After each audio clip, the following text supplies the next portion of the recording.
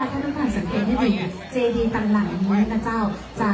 ประกอบด้วยพระพุทธรูปที่จะอยู่ในท่ายืนทั้งหมด4ที่เป็นไก่นะเจ้าจึงมีชื่อของที่มาของวัดนี้ว่าวัดพระยืนนั่นเองวันนี้เจ้าเป็นวันที่เราจะได้ร่วมบุญไปด้วยกันซึ่งจริงๆแล้วเรามีกิจกรรมมาตั้งแต่วันที่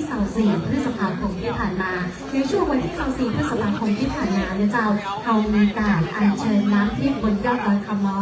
มาไว้ที่นี่เป็นที่เรียบร้อยแล้วนะจ๊ะและนอกจากนั้นเราก็ยังมีการประกวดโดยซึ่งเป็นครั้งแรกเลยนะเจ้าที่มีการประกวดคุณอารักษ์และก่อนนางแก้วหมายเมืองนะเจ้าที่เกิดขึ้นและเมื่อเช้า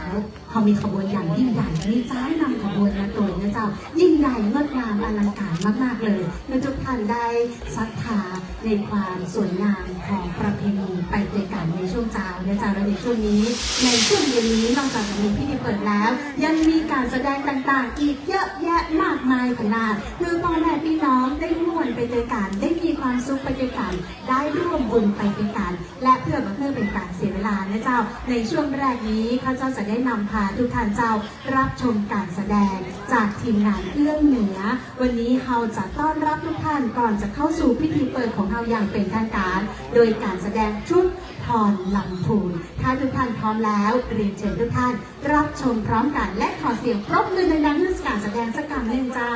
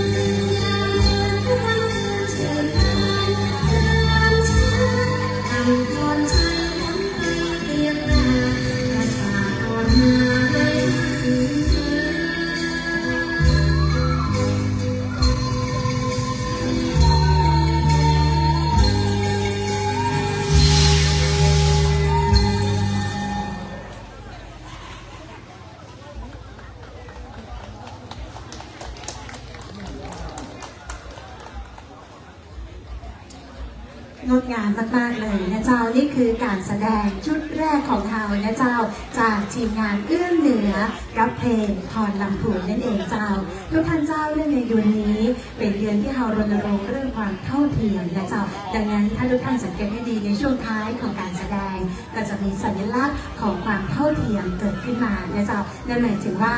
บอกว่าเราจะเกิดมาเป็นเพศไหนก็ตามแต่นะเจ้าคนเราทุกคนล้วนแล้วแต่มีจิตใต้สำนึกมีเรื่องราวที่เราถือว่าเป็นมนุษย์ด้วยกันมีน้ำจิตน้ำใจที่เอื้อเฟื้อต่อกันและกันและมีความเท่าเทียมเกิดขึ้นในสังคมในยุคใหม่ในยุคปัจจุบันนี้นั่นเองนะเจ้าดังนั้นวันนี้เนื่องด้วยในเดือนนี้เองเราจึงจะมีสัญลักษณ์ขึ้นมาสักเล็กน้อยใครทุกท่านเจ้าต้องเรียนแจ้งทุกท่านว่าวันนี้นะเจ้านอกจากที่เราจะได้ฟังการ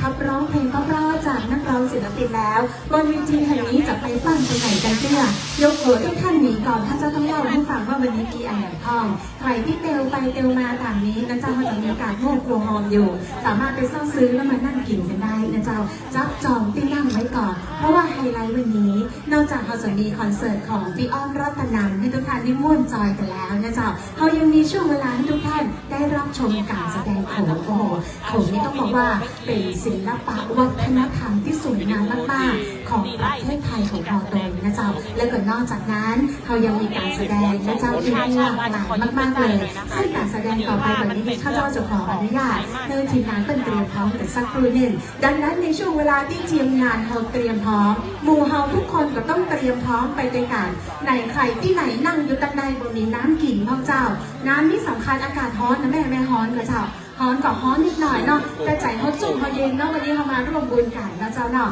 ดังนั้นใครที่ไม่ได้กินน้ำกินท่าเตลสหาน้ำท่ากินกันก่อนได้นะเจ้าหรือจะไปซ่อม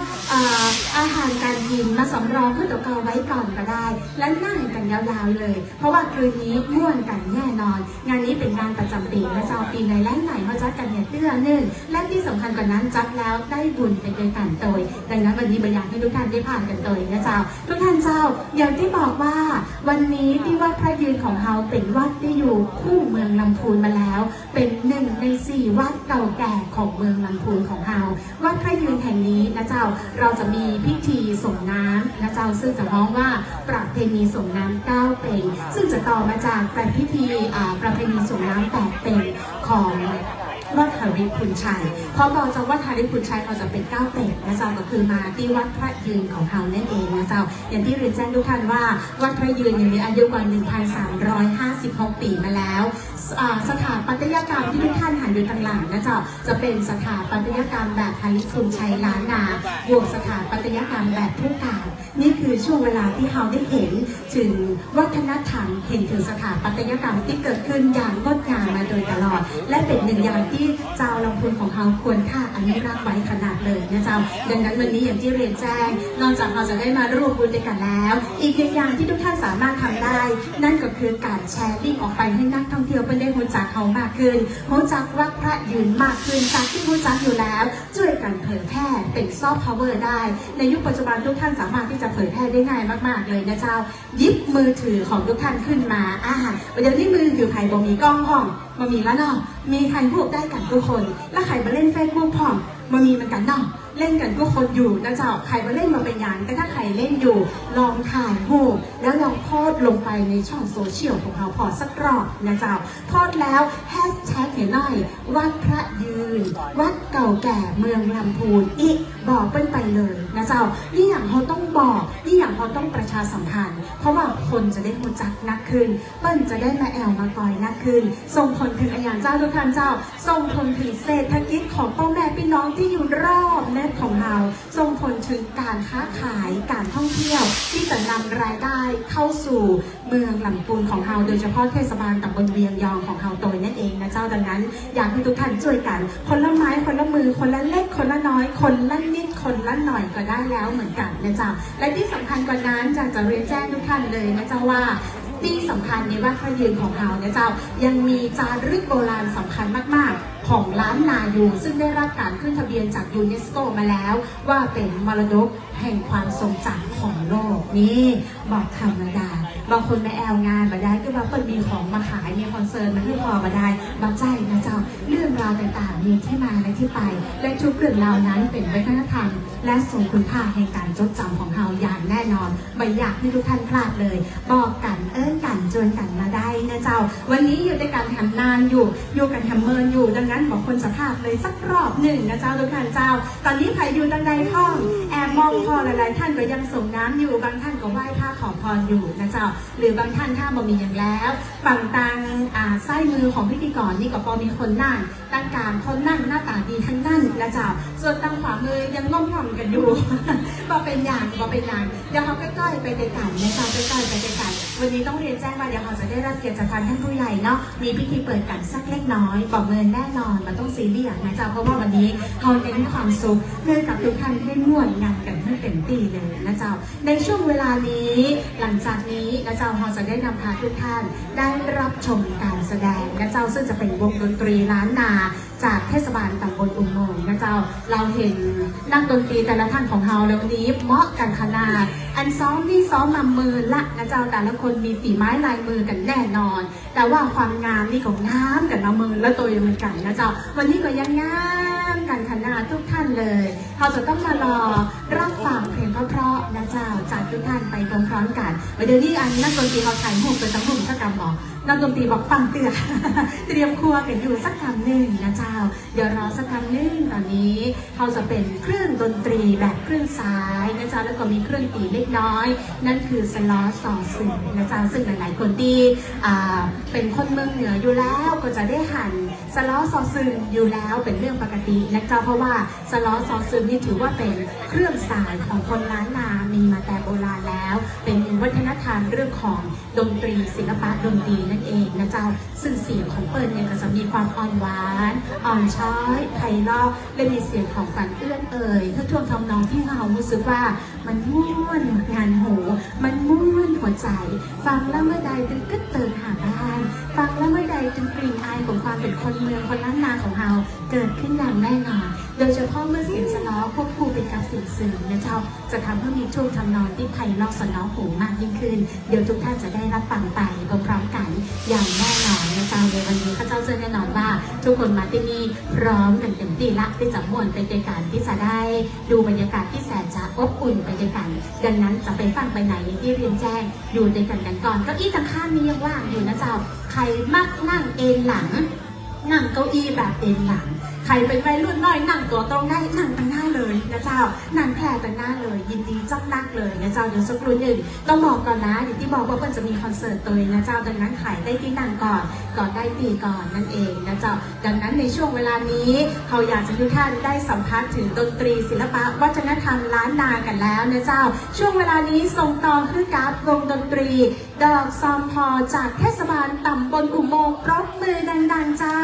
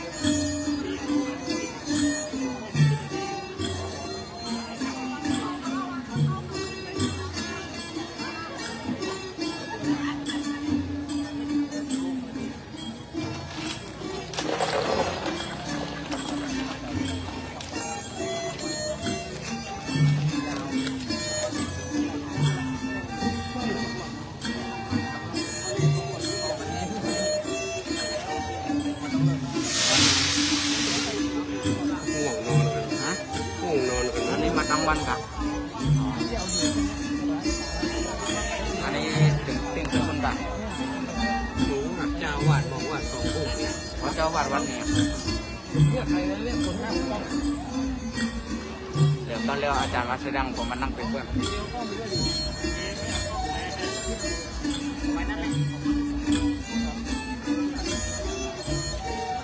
ก็ไปยืนถ่ายอัน ลงหน่อยมาในตั้งวันครับผมก็ว่าไปวัดสังฆารามไม่เห็น ดาราวันนี้บนบอกก่อนนี่บนจองก่อน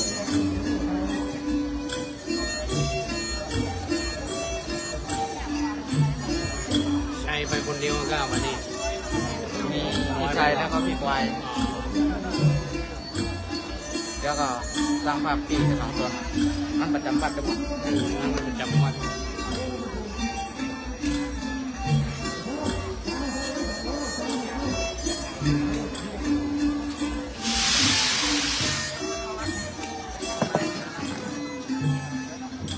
คือเมื่อกี้ผมไปแอบถ่ายกุมารอนุมานข้างหลัง อ๋อนั่นน่ะ เตรียมเขาถ่ายกันแต่ไม่กล้าไปถ่ายไม่รู้จัก เดี๋ยวก่อนจะขึ้นบนเวทีเนี่ย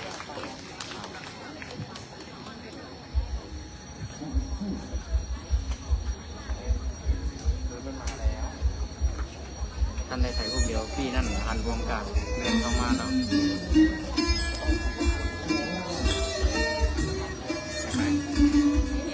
ท่านได้ถ่ายรูปเดียวเดินเข้ามาเสร็จเมื่อกี้นี่เขาไปถ่ายหรือเปล่าอันนี้ก็จ้างมาเลยครับผม หมูแค่ไหนน่าจะ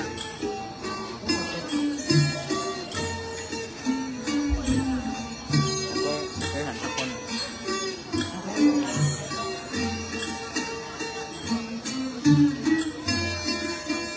เพราะอาจารย์บอกอาจารย์จะได้เริ่ม1 ทุ่มหรือเปล่าหรือว่าอันนี้จบ เอาอย่าเอาออกมาละ มาแสดงเฉยๆมั้ง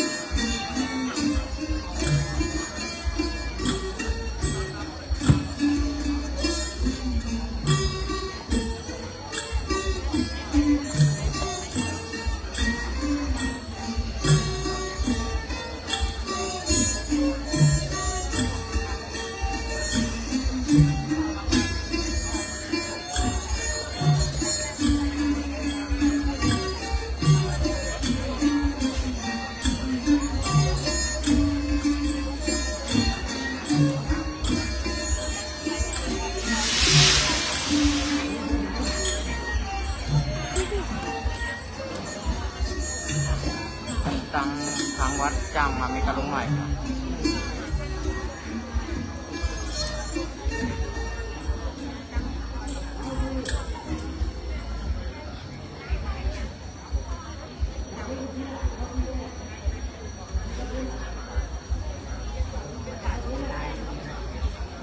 น้ำมือ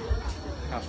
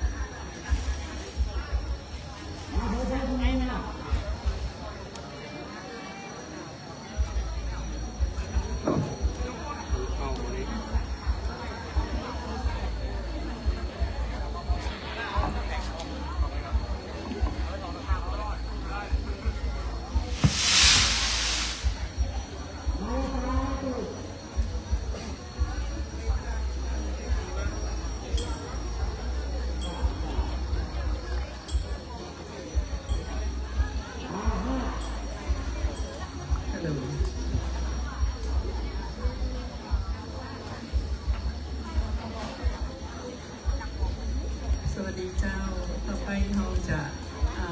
ร้องเพลงประจำจังหวัดลำพูนเรานะเจ้าชื่อว่าเพลงฮาริคุนไทยที่น่าเด็กน้องฮาริคุนไทยเนอ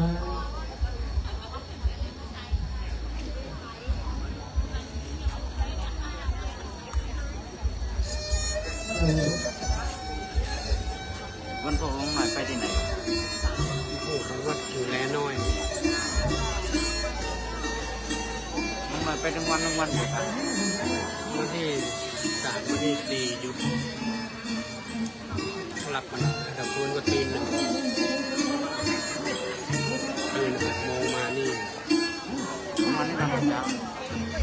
ฟ้ารุ่งยังเมืองชีวิตลงไปฮาริคุนไทยระบือชื่อใจทั่วแคว้นมาเป็นข้าคนดีเป็นศักดิ์ศรีลานาชาติงามโอ้ยคุณชายโอ้ยใหญ่ของตัวแค่สองเรือนกกาวเหนือรอยพุทธบาทเหมือนทิพย์สถานแวววาวส่องแสงพระธรรมแห่งพุทธองค์จากมาเทวีจอมกษัตริย์สูงส่ง องค์พระแม่เจ้าผู้รักธรรมรงค์อินทนงค์หาริพูนชัยตามน้ำทุ่งนาบานสวยสะพรั่งแม่พวงล้นฟังโอ้แดนป่าสางดังมนต์วัดใจเห็นโดยคุณตาเรืองสวงแถวชมทำล้วนเพลินไรฮาริพุนชัยฟังใจไม่ลืม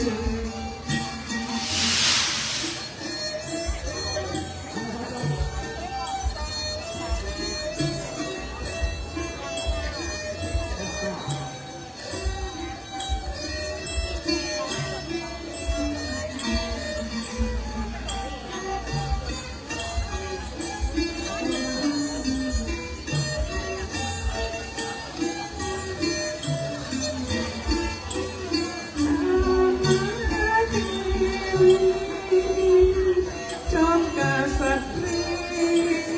สูงส่งองค์พระแม่เจ้าผู้รักธรรมรงค์อินอนงค์หาริพูนชัยท่านน้ำทุ่งนาป่าสวยสะพรั่งแม่พวงล้นฟังโอ้แดนป่าสางดังมนต์มัดใจ ที่แล้วลงน้อยกว่า เห็นจอยคุณตาเรืองสวงแอวชมทำล้วนเพลินไทยฮาริพุนชัยฟังใจไม่ลืม ก็มาครั้งแรก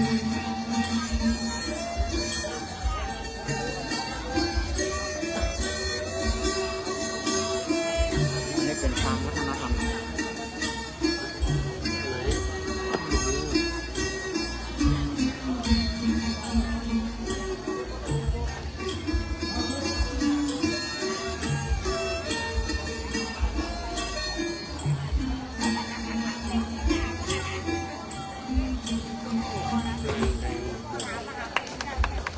จบหน้าจอฮาริพุนชัยนะครับเป็นเพลงเป็นวัดประจำจังหวัดหัวปูนเนาะเนื่องด้วยเวลาเรามีจำกัดก็ต้องขอจบเพลงได้นะเจ้าขอได้รับความขอบคุณจากชมรมเพลงดอกสมพอชมรมเพลงพื้นเมืองวงดอกสมพอเจ้า ขอบคุ โอ้ ณ ขอบคุณเจ้าด้วยเราขอบคุณที่รักเรา ขอบพระคุณเจ้านาเจ้านี่คือวงดนตรีนะเจ้าจากดอกสมพอเทศบาลตำบลอุโมงค์นะเจ้าได้มาเล่นพื้นเมืองดนตรีล้านนาเพื่อเขาได้รวมรับฟังบรรยากาศในช่วงนี้นะเจ้าก่อนที่พระเจ้าจะได้นำพาทุกท่านเข้าสู่พิธีเปิดงานอย่างเป็นทางการอีกครั้งหนึ่งสำหรับในค่ำคืนนี้นะเจ้าทุกท่านเจ้าอย่างที่เรียนแจ้งหลังจากพิธีเปิดแล้วเรายังมีการแสดงอีกหลากหลายมากๆเลยนะเจ้าเพราะว่าจะเป็นการแสดงการเปิดงานนะเจ้าในกลุ่มคีตศิลป์ทีมเรียนลูกข่างวันนี้ก็จะมีการแสดงให้ทุกท่านได้รับชมพร้อมกันนั้นนะเจ้าหลังจากการแสดงของกลุ่มทีมศิลป์คีตศิลป์ทีมเรียนลูกข่างเรียบร้อยนะเจ้าก็จะเป็นการแสดงโขนจากวิไลนาฏศิลป์เชียงรายโจก่อนที่เราจะมีคอนเสิร์ตจากพี่อ้อมรัตนันนั่นเองนะเจ้าดังนั้นค่ำคืนนี้ม่วนกันไปด้วยกันอย่างแน่นอนอยู่ด้วยกันเมินๆนะเจ้าเพราะว่าเรายังมีเพลงเพราะๆมีการแสดงนักนะเจ้าที่จะให้ท่านได้ม่วนกันไปด้วยกันนะเจ้าย้ำอีกครั้งหนึ่งวันนี้ถ้าใครมาแอลในงานนี้แล้วนะเจ้าเราจะขออนุญาตนะเจ้าแจ้งทุกท่านสำหรับสถานที่ของเรากันก่อนนะเจ้าใครที่ยังจะส่งน้ำสามารถที่จะแวะไปส่งน้ำและเราได้เลยเพราะว่าช่วงนี้ก็ยังมีให้ทุกท่านได้ร่วมบุญไปด้วยกันก่อนใครที่เข้าห้องน้ำนะเจ้าก็หันหน้าเข้าเวทีขวามือทุกท่านเดินทะลุไปสักน้อยหนึ่งนะเจ้าผ่านลานจอดรถไปจะมีห้องน้ำบริการให้ถึงท่านผู้ชายท่านผู้หญิงอย่างเต็มที่เรียบร้อยนะเจ้าแล้วก็สะอาดเนื่องจากแขกทุกท่านที่มาแอลมาม่วนในงานในวันนี้ก็เหมือนกันเจ้านอกจากนั้นแล้วพระเจ้าจะต้องขอเรียนแจ้งนะเจ้าสำหรับในวันนี้ท่านใดที่บอกฟังปีเก้าอี้ตั้งหน้ารู้สึกจะโล่งๆกันไปแล้วนะเจ้าดังนั้นเดี๋ยวเราจะต้องร่วมกันมาอยู่ด้วยกันก่อนในช่วงเวลานี้และใครผู้มีเกียรติทุกท่านเจ้าในช่วงเวลานี้ได้เวลาแห่งความเป็นมงคลแล้วที่ข้าเจ้าจะได้ขออนุญาตนำพาทุกท่านเจ้าเข้าสู่พิธีเปิดงานอย่างเป็นทางการอีกครั้งหนึ่งสำหรับงานส่งน้ำพระธาตุวัดพระยืน9 เป่งประจำปีพุทธศักราช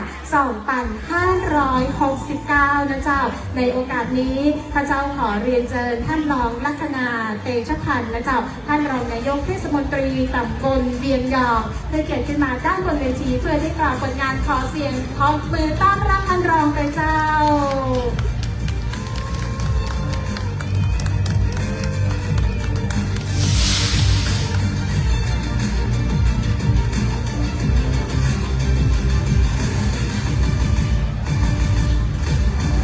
วันนี้ท่านเดินทางมาถึงบริเวณที่จัดงานของเรานะเจ้าเพื่อที่จะได้ร่วมการต้อนรับนะเจ้าสำหรับทุกท่านที่อยู่ในงานในวันนี้และก็นอกจากนั้นแล้วจะได้ร่วมชมคอนเสิร์ตทั้งงานมุ่นๆไปด้วยกันเลยนะเจ้าในค่ำคืนนี้ถือได้ว่าแสงสีเสียงของทางวัดพระยืนและก็ทีมผู้จัดงานตั้งใจจะจัดงานนี้ขึ้นมาจริงๆเพื่อให้ทุกท่านนั้นนะเจ้าได้มีความสุขไปด้วยกันปีในและไหนอย่างที่เราเรียนแจ้งนะเจ้าว่าเราประจัดงานกันเดือนหนึ่งและในโอกาสนี้นะเจ้าท่านก็ได้ขึ้นมาอยู่ด้านบนเวทีของเราเป็นที่เรียบร้อยแล้วในโอกาสนี้ข้าเจ้าขอเรียนเชิญนะเจ้าท่านรองได้กล่าวเปิดงานสำหรับในวันนี้อย่างเป็นทางการเรียนเชิญเจ้า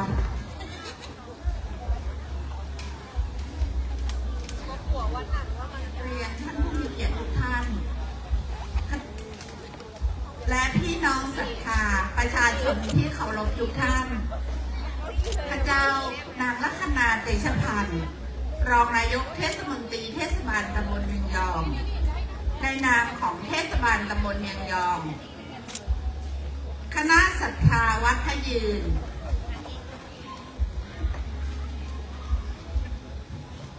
ข้าเจ้ามีความยินดีเป็นอย่างยิ่ง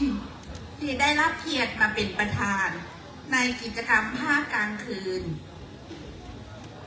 งานประเพณีส่งน้ำพระธาตุวัดพระยืนประจำปีพ.ศ. 2569ที่มีความงดงามอลังการจากการแสดงที่บรรจงสร้างด้วยทีมงานคุณภาพที่เปี่ยมไปด้วยศรัทธาที่มีต่อพระพุทธศาสนาและองค์พระธาตุเจดีย์วัดพระยืนแห่งนี้จากขบวนที่สวยงามมีความหมายพิธีการที่เข้มแข็งบรรยากาศที่หลงไหลของงานช่วงกลางวันวันนี้และ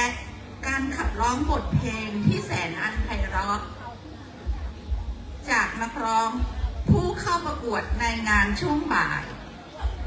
จนกระทั่งเดินทางมาถึงห่วงเวลาแห่ง ที่เราจะนำพาทุกท่านเข้าสู่การแสดงวัฒนธรรมอันวิจิตรและคอนเสิร์ตจากศิลปินล้านนาในช่วงค่ำคืนต่อจากนี้ไปค่ะพระเจ้ามั่นใจในทุกท่านจะเพลิดเพลินมีความสุขในค่ำคืนของวันวิสาขบูชาวันที่พระพุทธองค์ที่ได้ประสูติตรัสรู้และปรินิพพานทรงเป็นแสงสว่างของโลกและนำพาสรรพสัตว์พ้นจากความทุกข์ขอความสุขสวัสดีจงมีแก่ทุกท่านพระเจ้าและคณะผู้จัดงานเทศบาลตำบลเวียงยองทีมงานต้นกล้าวัฒนธรรมวัดพระยืนและคณะศรัทธาวัดพระยืน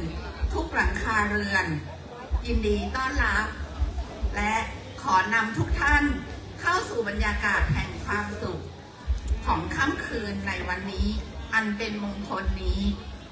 บัดนี้ได้เวลาพระเจ้าขอเปิดกิจกรรมประเพณีสงน้ำพระธาตุวัดหาริวัดพระธาตุประจำปี 2569 ภาคกลางคืนณบัดนี้ขอบคุณเจ้า ขอบพระคุณท่านเจ้าขอเสียงปรบมือให้กับท่านประธานและในโอกาสนี้นะเจ้าท่านประธานของเรา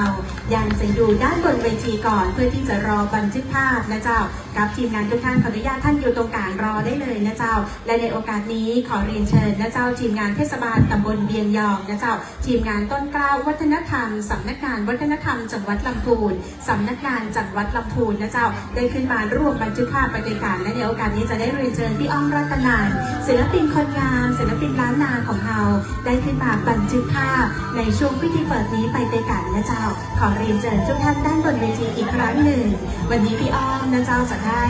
มีเพลงเพราะๆให้ทุกท่านได้ฟังนะเจ้าในช่วงค่ำคืนนี้อย่างแน่นอนโอกาสนี้เรียนเชิญนะเจ้าสำรับทีมงานจากเทศบาลตำบลเวียงยองทีมงานต้นกล้าวัฒนธรรมสำนักงานวัฒนธรรมจังหวัดลำพูนนะเจ้ารวมถึงสำนักงานจังหวัดลำพูนทุกท่านเลยที่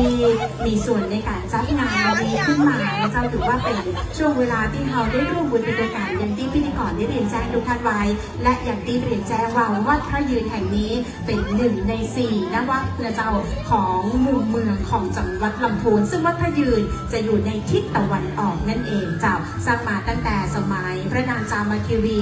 และก็บูรณะต่อมาในยุคล้านนาโตยเช่นเดียวกันปัจจุบันวัดพระยืนของเรามีอายุถึง 1,365 ปีมาแล้วเจ้า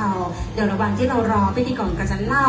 ประวัติของวัดพระยืนทุกท่านได้ฟังไปอย่างต่อเนื่องกันก่อนเพื่อที่จะรอให้ทุกท่านได้ขึ้นมาด้านบนและร่วมบันทึกภาพด้วยกันนอกจากจะมีอายุถึง 1,356 ปัจจุบันนะเจ้า 1,356 ปีแล้วก็ยังมีศิลปะแบบหริพูนชัยล้านนาบวกกับศิลปะแบบผู้กาบเช่นเดียวกันนะเจ้าซึ่งที่สำคัญมากๆของวัดพระยืนของเราก็คือว่าเรามีศิลาจารึกโบราณแบบล้านนาที่ได้รับการลงทะเบียนจากยูเนสโกเจ้าว่าเป็นมรดกความทรงจำแห่งโลกนั่นเองวันนี้ทุกท่านที่อยู่ด้านบนเวทีก็จะได้ร่วมกันนะเจ้าบันทึกภาพในช่วงนี้กับพิธีเปิดงานของเรานี่คือพิธีเปิดงานอย่างเป็นทางการเขาจัดงานมาตั้งแต่วันที่24อย่างที่เรียนแจ้งทุกท่านว่าวันที่24นะเจ้าเขาก็มีการอัญเชิญน้ำทิพย์บนยอดดอยขมอมาแล้วเป็นที่เรียบร้อยและวันนี้วันที่31ก็มีพิธีเปิดอย่างเป็นทางการนะเจ้ารวมบันทึกภาพกันแล้วเป็นที่เรียบร้อยขอเสียงปรบมือดังๆอีกครั้งหนึ่งเจ้าขอบพระคุณเป็นอย่างสูงเจ้าโอกาสนี้ขอบพระคุณท่านรองลัคนาเตชะทานโดยนะเจ้าท่านรองนายกเทศมนตรีเทศบาลตำบลเวียงยองนั่นเองที่ท่านให้เกียรติขึ้นมากล่าวในช่วงของพิธีเปิดงานอย่างเป็นทางการเจ้า ก่อนที่เราจะได้ม่วนงานกันต่ออย่างที่เรียนแจ้งทุกท่านเจ้าว่าวันนี้เรามีการแสดงเยอะแยะมากมายโดยลำดับการแสดงในพิธีเปิดงานในลำดับถัดไปจะเป็นการแสดงนะเจ้าจากกลุ่มคีตศิลป์ถิ่นเวลูกหามวันนี้จะมีการแสดงมั่วๆนะเจ้าวันให้ทุกท่านได้รับชมไปพร้อมๆกันอย่างแน่นอนซึ่งระหว่างนี้อย่างที่เรียนแจ้งทุกท่านเต้าของกินบ้านเฮาเลือกเอาเตอะนามีนักขนาดหันไปดังหลังทองสักกำก็ได้วันนี้ใครยังไม่ได้กินข้าวแรงห้องนี้ก็เจ้ามีใครมาได้กินข้าวแรงห้องยกมือขึ้นมาได้อิ่มหนำสำราญกันหมดแล้วนะเจ้าเนาะอิ่มกันหมดแล้วนะโอเคเหลือแค่พิธีกรอีกหน่อยเดี๋ยวนี้ บอกเป็นอย่างเดี๋ยวไปซอกกลิ่นลำๆได้เลยอย่างที่เรียนแจ้งของกลิ่นมีนักขนาดเลยทุกท่านเลือกได้นะเจ้าเป็นของข้าวเป็นของหวานหรือว่าจะเป็นเครื่องดื่มเย็นๆชื่นใจน้ำน้ำปั่นน้ำเย็นมีให้ทุกท่านได้ลิ้มลองรสชาติไปพร้อมๆกันและทุกท่านเจ้าในช่วงเวลานี้ขอนำพาทุกท่านเข้าสู่การแสดงชุดเปิดงานจากวัดสปุ่งน้อยกับกลุ่มคีตศิลป์ถิ่นเวลูกหามวันนี้กับการแสดงชื่อว่า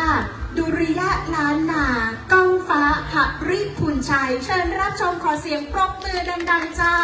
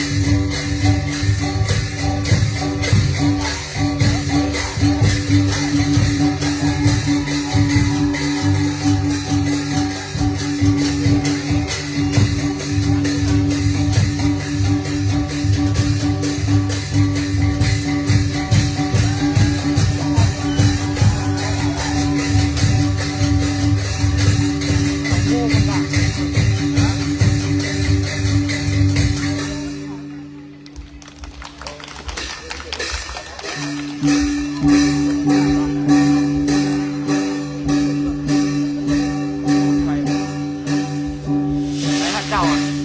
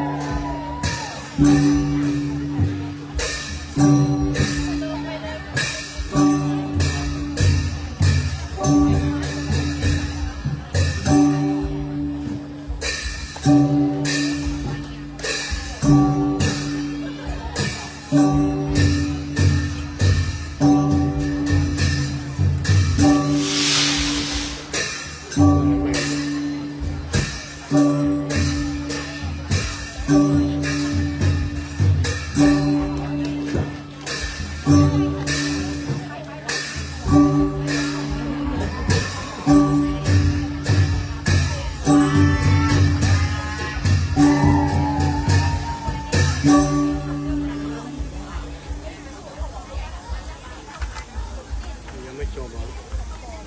มันจะมีท่อนอีกอ่ะนั่นน่ะเยอะน่าจะพ่นไฟอีกหรือเปล่า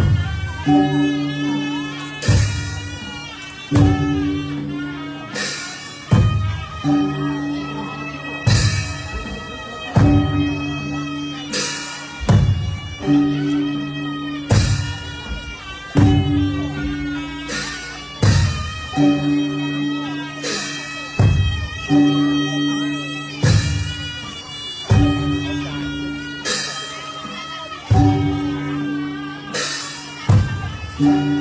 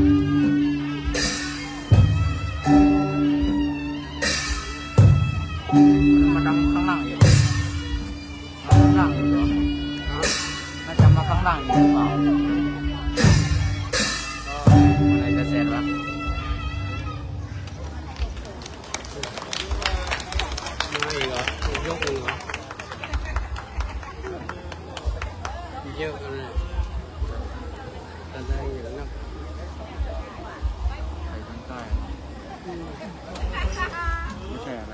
อยากทำแล้ว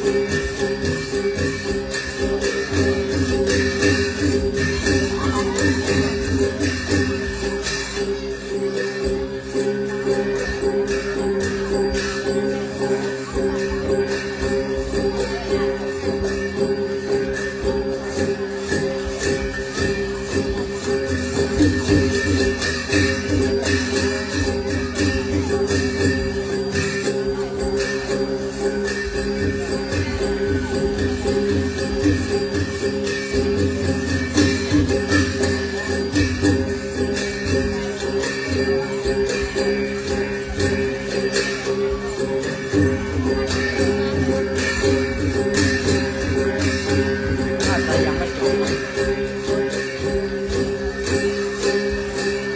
อาจารย์ออกมาเยอะเลยเนาะคนดูได้นะ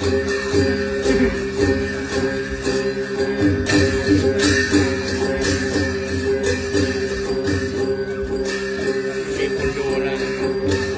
ไม่มีคนดูละงานมันเยอะ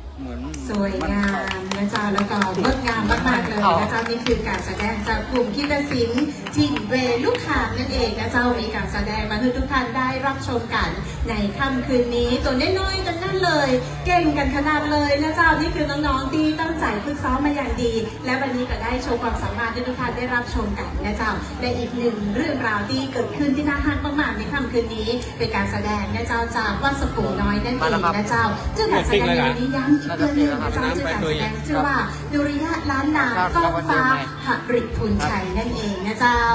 ทุกท่านเจ้าในค่ำคืนนี้นอกจากเราจะมีการแสดงแบบล้านนาแล้ว หลังจากนี้เราจะได้รับชมการแสดงโขนกันโดยนะเจ้าซึ่งแน่นอนว่าวันนี้การแสดงโขนของเรานั้นจะมาในตอนการแสดงที่มีชื่อว่า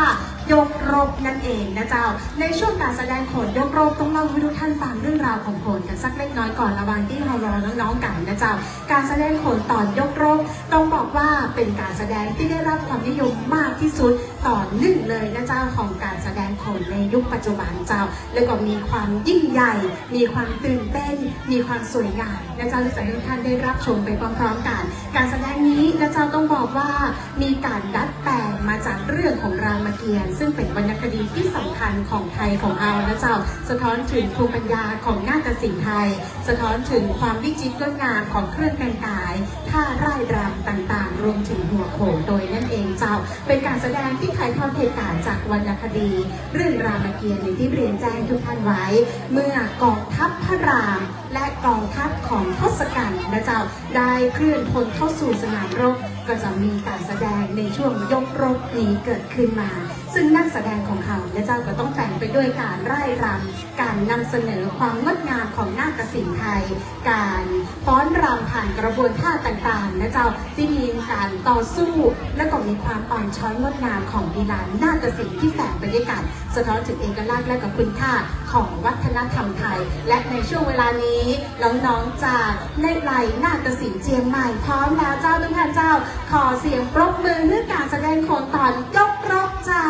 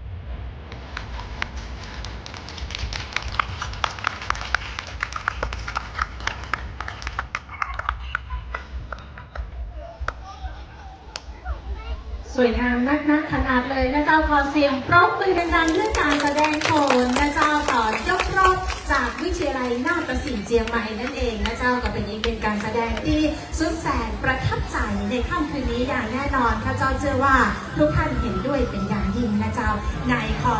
เช่นคำว่าไข่ที่มารอพี่อ้อมรัตนังทองกองเชียร์พี่อ้อมรัตนังขอเสียง FC พี่อ้อมหน่อยละเจ้าอยู่กันหน้านี่เองนะเจ้าอ้อมรัตนายังบอกมาเอานกไปก่อนนะเจ้าประเดี๋ยวนี้จะร้องเพลงมาได้ถ้าร้องเพลงปุ๊บทุกคนจะลุกหนีกันไปป้าแม่พี่น้องเจ้าพี่น้องจากผู้เวลาสักเล็กน้อยสำหรับใครก็ตามที่ยังมามีเครื่องดื่มยังมามีกับข้าวห้องน้องแต่อยู่ขจายนะเจ้าขจายเข้ามานั่งกันเพราะว่าในค่ำคืนนี้สักคำหนึ่งเราจะได้เจอกับศิลปินคนงามของล้านนาของเราแล้วนะเจ้านี่คือพี่อ้อมรัตนังเจ้าของเพลงฮิตหลายๆเพลงเลยใน FC มีกันนี่ลองเช็คลองสอบถามกันหน่อยเพลงที่ชอบของพี่อ้อมเพลงที่ได้ยินแล้วม่วนอกม่วนใจมีเพลงอย่างพ่อเจ้าดอกรักบิงนะเจ้าเพลงนี้นี่ใครก็รู้จักมาได้แล้วนะเจ้านี่คือหนึ่งเพลงที่หลายๆคนชอบขนาดข้าเจ้าก็ชอบเหมือนกันแต่ว่ามีแหมหลายเพลงจะนัดเจอแน่นอนว่าหลายๆท่านรู้จักเพลงกันอย่างแน่นอนทุกท่านเจ้าในค่ำคืนนี้อย่างที่เรียนแจ้งว่าประเพณีส่งน้ำพระธาตุวัดพระยืนนะเจ้าหรือว่าประเพณีเป็นเก้าของเขาเนี่ยเป็นประเพณีประจำปีของวัดพระยืนนะเจ้าจัดติดต่อกันมาหลายปีแต่พิเศษเพราะว่าปีนี้เนี่ยเป็นปีแรกเลยที่เขามีการประกวดนะเจ้าเป็นการประกวดสำ ำรับคุณอารักษ์และก่อนนางแก้วใหม่เมืองนะเจ้าเป็นปีแรกและที่สำคัญกว่านั้นเมื่อมีการประกวดเมื่อวันที่24แล้วนะเจ้าวันนี้เองในช่วงขบวนเองถึง2 คนบอกว่าจะเป็นคุณอารักษ์และก่อนนางแก้วใหม่เมืองเองก็เป็นผู้ที่อยู่ในขบวนเพื่ออัญเชิญน้ำศักดิ์สิทธิ์มาที่นี่สถานที่แห่งนี้เช่นเดียวกันนะเจ้าในขบวนกับเจ้าก็ยิ่งใหญ่อลังการกว่าทุกปีเลยเพราะว่ามีช้างมาโดยและกับขบวนก็สวยงามงดงามมากๆเป็นตามเอกลักษณ์วัฒนธรรมใครมาต้านใครมาได้หันเดี๋ยวรอพอหูบกันได้นะเจ้ารอพอหูบกันได้เลยและเชื่อแน่นอนว่าปีต่อไปหมู่เฮาจะประพาสกันอย่างแน่นอนเพราะว่างานของเฮาจะยิ่งใหญ่ยิ่งใหญ่ยิ่งใหญ่ขึ้นทุกปีนะเจ้าและดิฉันเชื่อแน่นอนว่าทุกคนที่อยู่ที่นี่ก็จะม่วนไปด้วยกันทุกปีแน่นอนนะเจ้านี่คืองานบุญยิ่งใหญ่ของเฮานี่คือหนึ่งเรื่องราวที่เกิดขึ้นกับประเพณีส่งน้ำพระธาตุประจำปีของวัดพระยืน1 ใน 4วัดเก่าแก่มุมเมืองของจังหวัดลำพูนบ้านเฮาใครที่เคยมาเตื้อแรกพ่อมีพระเจ้ามีใครมาที่นี่เดือนแรกของมีกับเจ้ายินดีต้อนรับนักๆนะเจ้าแม่เดือนหน้าเดือนตาเข้ามากับเจเจนะเจ้าหรือใครที่มาแล้วก็มาแห่งได้เป็นซัดทางงานบุญของเฮาและช่วงนี้ก็เป็นวันสำคัญทางพระพุทธศาสนาโดยนะเจ้าก็เชื่อว่าทุกท่านเองก็มีความสุขใจนะเจ้าได้ร่วมทำบุญไปด้วยกันได้เป็นสิริมงคลเพื่อกับชีวิตไปด้วยกันของกินยังมีอยู่นะเจ้าข้าเจ้าแย่ไปพอตั้งหลังแล้วของกินยังมีทำนักขนาดเลยเดี๋ยวนี้อู้รอเพราะว่าตะกี้บอกว่าจะให้เวลาทุกคนได้เตรียมตัวเนาะให้เวลาทุกคนได้เตรียมตัวเพื่อจะได้พบกับพี่อ้อมรัตนังของเราในค่ำคืนนี้และค่ำคืนนี้เราจะส่งเวทีแห่งนี้ให้กับศิลปินร้านนาคนฮานของเราเป็น FC เป็นช่วงเวลาที่จะทุกท่านนะเจ้าจะได้ม่วนงานสันเล้าไปด้วยกันจอยไปด้วยกันเพลงเพราะๆพร้อมนำมาเสิร์ฟให้ทุกท่านอย่างเต็มที่แต่ก่อนจะมาพร้อมกับฟูลแบนด์วงดนตรีพร้อมเต็มที่เราก็จะมีช่วงเวลาพิเศษที่จะมาเซอร์ไพรส์ให้ทุกท่านได้ชมไปด้วยกันโดยนะเจ้าดังนั้นห้ามพลาดแต่ประการใดมีตั้งแต่พ่อตอนนี้ลองเล็งหากันอยู่ว่ามีใครยังไม่ได้มานั่งตีต่างๆพ่อคุณแม่นั่งเก้าอี้กันหน้าได้เลยเจ้าสวัสดีเจ้าไข่มาหันทักทายกันหมดแล้วนะเจ้าตอนนี้ท่านนี้มีแรงอย่างพ่อเจ้าอันนี้ที่นั่งปอกับเจ้าที่นั่งปออยู่นอกอันนี้เป็นทีมช่างภาพ ทีมช่างภาพรอถ่ายรูปกันอยู่แล้วเป็นที่เรียบร้อยตั้งหน้าพร้อมจะเจอพี่อ้อมหรือยังเจ้าพร้อมจะขึ้นน้องๆลงเวทีหรือยังเจ้าโอ้ก็เอ็นดูก็เลยมาตอบกันเตื้อไอ้น่ะแต่กับมาใจอย่างเอ็นดูน้องๆกันอยู่นะเจ้าเอ็นดูน้องๆกันอยู่น้องบอกเป็นอย่างเดี๋ยวสักคำหนึ่งต้องอ่านเราจะได้เจอพี่อ้อมกันแล้วสัญญา1 อย่างว่าวันนี้เดี๋ยวในช่วงแรกเราจะมีนะเจ้านางรำขึ้นมารำฟ้อนงามไปด้วยกันกับเพลงเพราะๆของพี่อ้อมรัตนังขอทุกคนเลยใครที่ให้ม่วนงานไปด้วยกันเขาเปิดคอนเสิร์ตด้วยกันช่วยกันลำวงได้ก็เจ้ายินดีกับเจ้าใครที่กลัวว่าลูกแล้วจะเสียที่นั่งอันนี้นะคะเอาครัวยองไว้เนาะเอาครัวยองไว้ก่อนนะเจ้าซ่ออะไรอย่างไม่ยองไว้สัญญาด้วยกันก่อนว่าใครมีครัวยองอยู่ตั้งหน้าเขาจะมาลูกที่นั่งเปิดอย่างนี้ได้ก่อนมาอ้างจะมามีไผ่ยองลูกนะกลัวเสียที่นั่ง ดังนั้นสัญญากันไว้ก่อนเอาครัวยองไว้และลูกมาฟ้อนมาลำด้วยกันถือว่ามาม่วนด้วยกันในงานบุญและก็ถือว่าได้ร่วมฟ้อนถวายเป็นพุทธบูชาเอากระเจ้าสักหน่อยเนาะคือก็คนได้ร่วมช่างภาพฟ้อนไปด้วยกันได้กระเจ้าฟ้อนเป็นตัวแทนหมู่เป็นตัวได้กระเจ้าช่างภาพก็ได้การก็ได้เตือนเนาะโอเคบอกเป็นอย่างแต่ทุกท่านที่อยู่ในงานนี้ช่วยกันฟ้อนช่วยไปกันนะจ๊ะช่วยกันม่วนไปด้วยกันทีนี้เวลาเขาฟ้อนเขาก็จะมีท่าฟ้อนหลายแบบเขาก็จะมีท่าฟ้อนหลายแบบในคณะจังฟ้อนเขาจะยกมือขึ้นมาตั้งท่าลำวงกันหน่อยได้กระเจ้าเอาแบบท่าเบสิ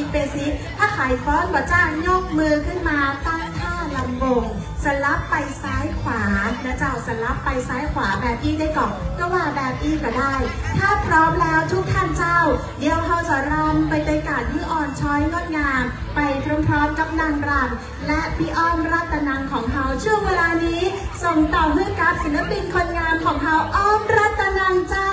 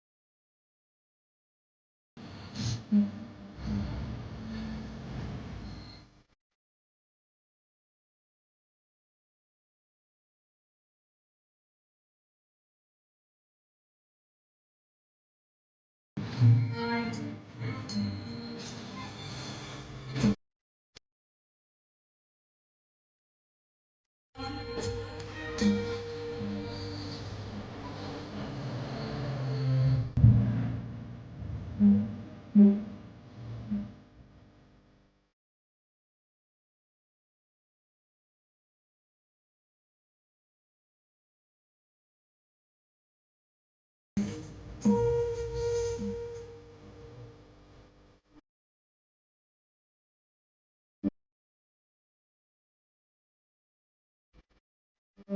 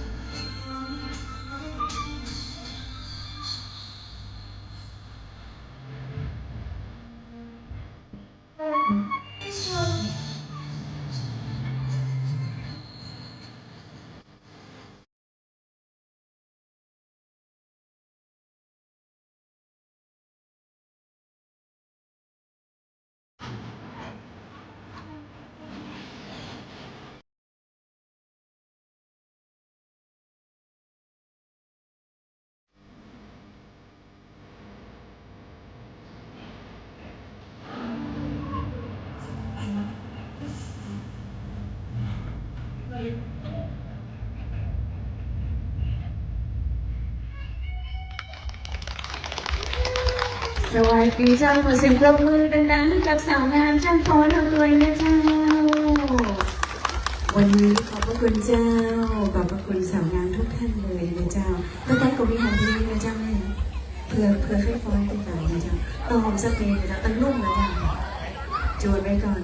วันนี้เราก็ดีใจที่มีโอกาสได้มาร่วมบุญกับทุกท่านในปีนี้เป็นครั้งแรกที่มีโอกาสได้มาวัดพระยืนนะเจ้าหันโฮพระธาตุผ่านไปสู่โซเชียลแล้ววันนี้ที่บ้านของแต่งานแต่ได้มาร่วมบุญกับทุกท่านในปีนี้ถือว่าเป็นวันสิ่งใหญ่เนาะเป็นวันสิ่งหลวงของคนเมืองไทยนะเจ้ามีเพลงดอกเครื่องบินไปแล้วเหมือนเอาดอกไม้มาโรยปลายเป็นการเป็นพุทธบูชาเป็นแบบนี้เนาะเพลงต่อไปจะเป็นเพลงของไอ้น้องปฏิญญาเจ้าซึ่งเอาขออนุญาตเอามา cover ในเวอร์ชันแบบของไม่ยืนเนาะเป็นเพลงที่พูดถึงความงดงามของเมืองลำพูนเป็นเพลงที่นำเอาคำขวัญของจังหวัดลำพูนอยู่ในเพลงนี้นะเจ้าสีหาริพุนชัยจังฟ้อนท่านใดขึ้นฟ้อนแต่ขันเจอได้เลยนะเจ้าจังหวะตึงลงเหมือนเดิมเจ้าบอกไว้ก่อนเผื่อท่านใดอยากฟ้อนแต่ก่อน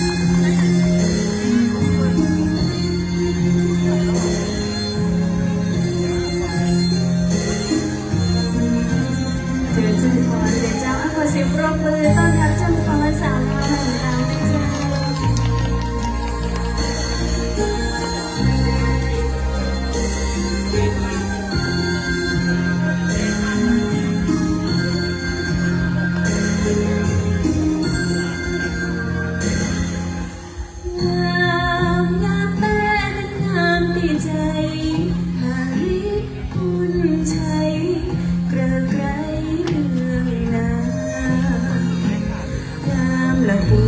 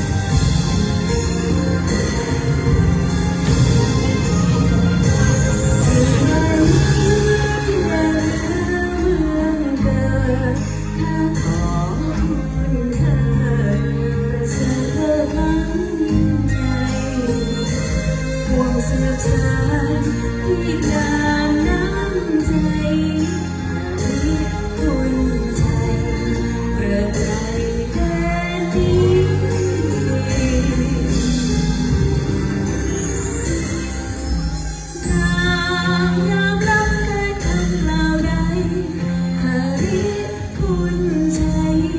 น้ำใจนาทีพระธาตุเด่นพระรอดคำลำใดดังกระเทียมดีประเพณีงาม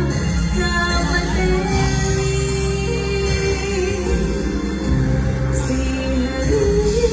มนใจพระธาตุเด่นพระรอดคำลำใดดังกระเทียมดีประเพณีงามจามเตสีหฤมนใจ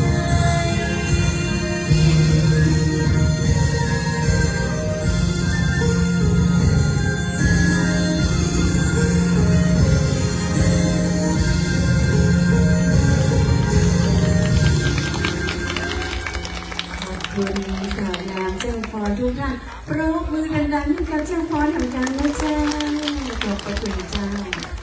น้องเปิงใจสีชุดเขาเข้ากันมาตัดกันดีงามไม่ได้นัดกันนะเจ้านี่น่าจับพอดีสีม่วงกับสีส้มวันนี้อ้อมไม่ได้มาคนเดียวนะเจ้าทุกท่านอ้อมมีไอ้บ่าวน้องบ่าวมาโดยเดี๋ยวเราจะมาฟังเพลงในแบบโฟกซองกำเมืองเต็มวงนะเจ้าอยู่ด้วยกันหันทีมงานบอกว่าลูกอยู่ด้วยกันถึงประมาณตี 5นะเจ้าอยู่กับเจ้าอันนั้นท่านลองอยู่กับเจ้าตี 5อยู่กับเจ้าน้องปีก่อนนะเจ้า อยู่ด้วยกันถึงประมาณสัก3-4 ทุ่มเนาะเดี๋ยวจะมอกม่วนฟังสบายๆฟังเพลงกำเมืองเพลินๆนะแล้วก็ฉากนี้น้องขออนุญาตใจคำว่าฉากรักหลายล้านเลยนะเจ้าเป็นฉากเวทีที่แต่เลยแล้วก็ตะกี้ตอนขับรถเข้ามาเดี๋ยวช่วงที่ตะวันใกล้จะตกเนาะก็มีแสงสาดมาทางพระธาตุงามแต่งามขนาดแบบAmazing ขนาดเลยนะเจ้าก็ถือว่าเป็นโอกาสดีที่ได้มาร่วมบุญกับทุกท่านในปีนี้นะเจ้าแล้วก็หวังว่าจะได้มาในปีต่อไปเห็นนะเจ้าขออนุญาตติ๊กมาจำตั้งเทศบาลได้เลยได้ก็เจ้าคือนักร้องใจมาจำตั้งเพไม่ใช่เจ้าภาพใจมาจำนักร้องนะเจ้าประมาณว่าปีหน้าอยากมาเดี๋ยวเอาใจมาจำไว้ก่อนเดี๋ยวอู้กันช่วงรอเตรียมตัวนะเจ้าวันนี้วงเข้ามามีตึงกองมีตึงกีตาร์มีตึงสล้อนะเจ้ามือสล้อของเขาครูไว้น่าจะมีลูกศิษย์ตังละปูนหลายอยู่เนาะเจ้าขออนุญาตเตรียมตัวสัก2 ชั่วโมงนะเจ้าที่บอกว่าฮ้องถึงตี 5เพราะว่ากว่าจะได้ฮ้องวันนี้ปุ๊บสตาร์4 ทุ่มบนนะเจ้าแม่ก็จะปรับเครื่องแล้วอย่างแล้วนะเจ้าอู้เล่นไปได้สักครั้งได้ฟังเพลงตัวกันนะเจ้า3 ทุ่มท่านยังอยู่เฮาก็อยู่เจ้า3 ทุ่มเกินท่านยังอยู่นักฮ้องก็อยู่นะเจ้า4 ทุ่มท่านยังอยู่เขาอาจจะขอปีก่อนบ้านไก่นิดหน่อยปีหน้ามาต่อใหม่นะเจ้าแล้ววันนี้มาเป็นวงนั้นท่านใดอยากฟังเพลงไหนแนะนำขึ้นมาได้เดี๋ยวจะเอาเพลงไหนที่ร้องได้เกิดจากร้องที่ต่างกันแนะนำเลย วันนี้ไปต้องฟังไปไหนวันพูดเป็นวันหยุดพอดีเจ้าน้องๆหนูๆไปต้องไปโรงเรียนนะเจ้าดังนั้นก็ดูตั้งแอลงานไปกันทำบุญไปกันฟังเพลงไปกันผู้ปกครองดีใจนะเจ้าได้มีโอกาสอยู่กับน้องๆที่บ้านของวันนุ่นดีใจหรือเปล่าการเปิดเทอมใหม่ปิดวิถีมันนะเจ้าเดี๋ยวเตรียมตัวสักครั้งนึงนะเจ้าขอเพลงล่วงหน้าได้นะเจ้าในช่วงที่อู้รอนะเจ้าห้ามนั่งดึงและน้องจะนึกว่าทุกท่านรักนะเจ้าจะมากล้าฮ้องเพลงจ้าเราจะฮ้องเพลงจ้าห้องไว้ห้องสลับกันไปนะเจ้าที่ขี้หันทางพิธีกรไปบอกว่าวัดของเรามีอายุกว่า1,000 ปีนะเจ้าแล้วก็พระธาตุของเราก็เป็นทรงแบบผู้การซึ่งเป็นเพราะว่าเป็นเอกลักษณ์แท้เลยเจดีย์หรือว่าพระธาตุที่เป็นทรงแบบนี้ในประเทศไทยนี่เหมือนนักนะเจ้านี่คือความพิเศษแห่งยามรุ่นของตระกูลบ้านเฮาเป็นความพิเศษของวัดพระยืนบ้านเฮานะเจ้าต้องบอกว่าภูมิใจแต่คนด้านนี้วัดก็โบราณนะเจ้าเจดีย์ก็สมบูรณ์คุณค่ามาทำบุญและอิ่มเอิบใจด้วยกันนะเจ้าที่แน่ๆวันพูดมีท่านใดทราบพ้องว่า เป็นเลื่อนวันหวยออกกับเจ้าเป็นเลื่อนกับเจ้ามาเลื่อนเนาะ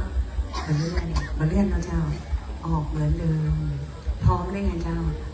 วันพรุ่งนี้พร้อมที่จะเป็นเศรษฐีใหม่ไปด้วยกันหรือยัง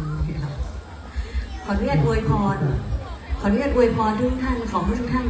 ถูกหวยรางวัลที่2กันผู้คนเลยนะเจ้าขออนุญาตเก็บที่1ไว้ที่ตัวเก่าจะอวยพรนะขอให้ถูกรางวัลที่1กับตัวเก่าจะมาถูกขอให้โชคดีมีใจกันทุกท่านนะเจ้าตั้งหน้ายื่นจอมาอันมันตัวน้อยไปน้อยเนี่ยเจ้าเอามาใกล้ๆกันมาเจ้าได้มาหน้าพิมพ์ว่าใดน้องกับใครรู้ว่าพิมพ์ว่าใดขอเพลงได้เจ้าขอเพลงหรือว่าให้กำลังใจอีกครับหรือยังไงขอเพลงนะเจ้าขยันล้านนาได้เลยหูดีจ้ะหูดีได้ยินโอเคเอาลงลิสต์ไว้เพลงที่ท่านขอมาเราต้องห่วงท้องเป็นเพลงสุดท้ายแน่นอนแต่เจ้าเพราะว่ากลัวปิดก่อนคือกลัวฮ้องแล้วปิดก่อนนั่นอยู่ด้วยกันก่อนเดี๋ยวได้ฟังแน่นอนเตรียมไว้แล้วนะเจ้าเอาไม่ลอยกันนะเจ้าพร้อมแล้วนะเจ้าเดี๋ยวลองตีกลองสักโป้งหนึ่งก่อนเนาะจะได้หัวมือกลองคันไปกลมาแล้วเจ้าเอาอุ้งกันต่อนะเจ้าเรียงก่อนนี่อย่างว่าอุ้งกันแถมวันนี้ท่านใดยังไม่ได้กินข้าวเจ้ากับข้าวของกินมัดขนาดตั้งหลังทุกท่านนะเจ้าซื้อเอามานั่งกินด้วยกันฟังเพลงด้วยกันได้เนาะมีกับข้าวร้านให้ยังเลยแต่ที่เอวไปแอวมาแล้วก็หลากหลายแต่เหมาะกับบรรยากาศงานประจำปีงานบุญประจำปีของโมเฮานะเจ้าเสียงกลองมาแล้วเจ้าเสียงกีตาร์รอสักครู่อู้ยังกันต่อดีเจ้ามาอู้กันนะพร้อมกันให้นะเจ้าในช่วงที่รอปีนี้มีโอกาสได้มาหรือพูดหลายรอบนะเจ้าก็แต่ก่อนลักมาเรื่อยๆเพราะว่าชอบมาไหว้พระที่วัดหลวงตะปูนบ้านเฮานะเจ้ามาเตลเอลเส้นหลังวัดมาร้านกาแฟลักมาหลายเวลามาบ่อยขนาดเลยแล้วก็มากินข้าวมันไก่ตัวเองนะจ๊ะเป็นของลูกน้องที่วิจิตรศิลป์ข้าวมันไก่ไทยแลนด์นะจ๊ะเดี๋ยวไปเก็บการโฆษณาก่อนมันนอกเอาบอกก่อนให้กว่าดีก็ขึ้นเลยนะเจ้าเวลามองโฟกซองนี่ต้องนั่งนะเจ้าถ้ายืนแล้วจะสูงกว่าผู้คนมันเด่นไปหน่อยนิดนึง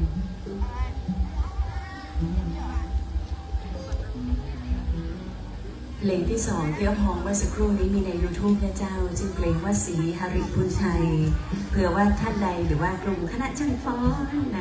สาวๆอยากจะเอาไปฟ้อนแสดงงานไหนเปิดใน YouTube ได้เลยนะเจ้าพิมพ์ว่าสีหริพุนชัยจะมีเวอร์ชันของอ้อมอยู่ซึ่งทำในเวอร์ชันที่เป็นมีกลองใส่ให้เรียบร้อยละสามารถเอาไปประกอบการฟ้อนได้ซึ่งก็เป็นเพลงของบางละปูนคนบ้านเฮาไอ้น้องปฏิญญานะเจ้าม้วนเพลง